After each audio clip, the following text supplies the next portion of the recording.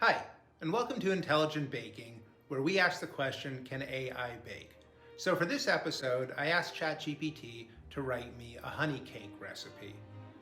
Honey cake is a traditional food served on Rosh Hashanah and eaten year-round, but it's usually pretty bland and boring, so I wanted to see what AI could do with it. Let's find out. So, we can't talk about honey cake without talking about honey. Now, honey is most certainly the OG sweetener. It is very likely the case that our primitive ancient ancestors were eating honey and even fermenting drinks with it.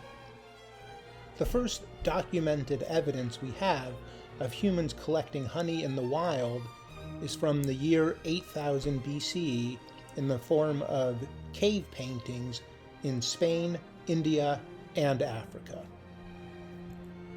The next leap in honey technology comes around the year 2500 BCE, when the ancient Egyptians began to cultivate bees, which paved the way to modern-day beekeeping. The ancient Egyptians revered honey. They used it in cooking, they used it in medicine, and they used it in pharmacology. And it was even used in embalming as well. So from that point, beekeeping spread all over the world, from Mesopotamia to Europe to China and India.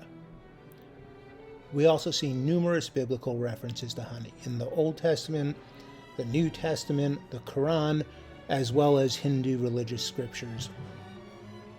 Honey became extremely popular in ancient Greece, where a certain philosopher by the name of Aristotle conducted the first scientific research on beekeeping, while the physician Hippocrates preached the extensive health benefits of honey. And from this point, the popularity of honey just continued to grow and spread all over the world. And while this is no means a complete history of honey, it is just a few of the highlights. So now we can talk a little more about the history of honey cake.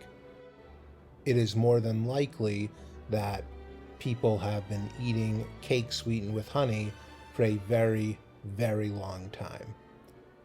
But, as is the case with food history and archaeology, we can only point to things that are documented.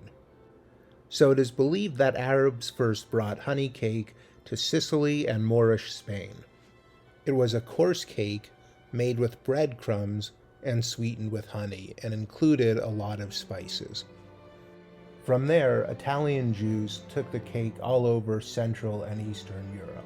In Germany, they developed a cake called Leckach in Yiddish, which was the forerunner of the modern-day Jewish honey cake. Okay, so there we go, another very brief history of the honey cake. So there are a few things that I think are interesting to point out about this AI-generated honey cake. First of all, it's baked in a sheet pan. This is very uncommon. It's sort of an American invention of sheet cakes, and definitely not a version of any of the European honey cakes. Second is the addition of sour cream. Again, this would not have been present in either the Sicilian version or the German version. That did not contain any dairy. There is, however, sour cream frosting in the Ukrainian version of the honey layer cake. But again, that's in the frosting, not in the cake itself. And finally, we come to this syrup that we pour on the cake when it's done. This is more of a gingerbread application and not really common to honey cake at all.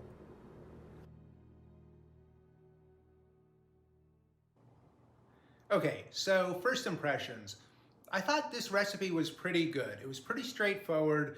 There was one step that was a little vague, and that's where you're supposed to cream the butter and sugar together, which is a classic method of making cookie or cake batter, but it didn't give much instruction. In fact, it didn't say whether to use a mixer, a hand mixer, or a stand mixer. It just said cream the butter and sugar. So I thought that could have used a little more information. But besides that, I thought the recipe was great. Anyways, let's give it a try.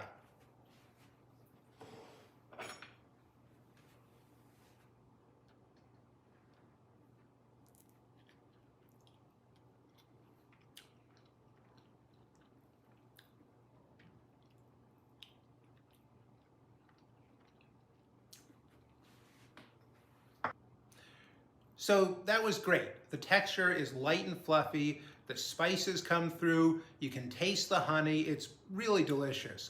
It's not a traditional honey cake for Rosh Hashanah because of the dairy, but it tastes amazing and I would highly recommend it. The texture is almost like a coffee cake, and I think that's because of the sour cream. Anyways, aside from the slight vagary in the recipe, I would highly recommend this one, and I'd give it, I think, a solid 9.5 out of 10. Anyways, thank you so much for watching. I really appreciate it. And if you did find this interesting, please go ahead and give us a like and subscribe so we can make some more content. Thanks again for watching. See you on the next one.